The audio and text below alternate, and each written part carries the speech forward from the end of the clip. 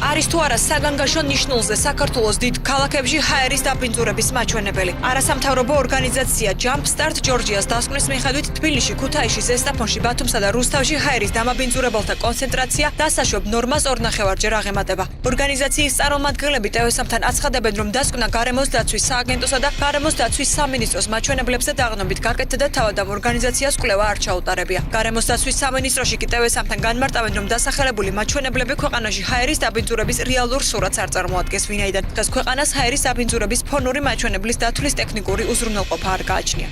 მონაცემები რაც არსებობს.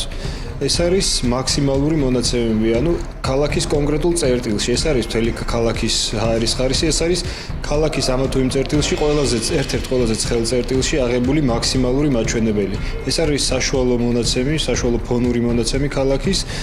შესაბამისად, რამე განსაკუთრებულ კატასტროფულ მდგომარეობას საუბარი შეუძლებელია. გარემოს დაცვის სამინისტროს წარმომადგენლის თქმით, ევროკავშირის დაფინანსებით გაეროს დაცვის სამინისტრო ჰაერის ხარისხის მონიტორინგის ქსელის სამომავლო განვითარების პროექტს უკვე ამუშავებს. ჩვენ სამინისტროში მიდის ევროკავშირის პროექტი, რომელიც მოგცემს საშუალებას თუ გავიგოთ, ანუ მისი შედეგი იქნება ის თუ გვეცოდნება თუ რა რაოდენობის სადგური გვჭირდება, სად უნდა დაუდგათ ეს სადგური, რა ნივთიერებები უნდა გაზომონ, ანუ გვექნება მთლიანი სურათი მთელს ქვეყანაში ჰაერის ხარისხის მონიტორინგის ქსელის სამომავლო განვითარების.